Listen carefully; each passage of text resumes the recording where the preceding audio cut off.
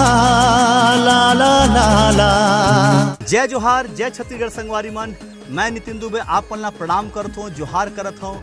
अभी मैं हवा अपन पूरा टीम के साथ और आज हम शूटिंग कर हन अपन नवा होली गीत जेकर नाम है एसो होली।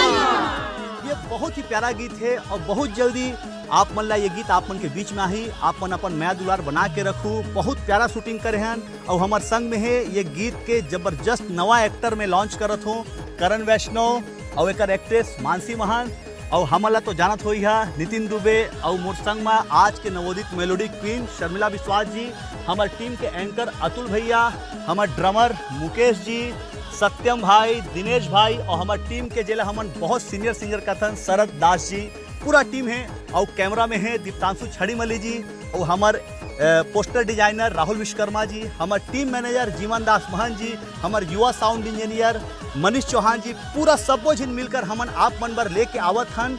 तो काली बिहनिया देखे बर झन बुलाहू। एल्बम के नाम है एसो होली।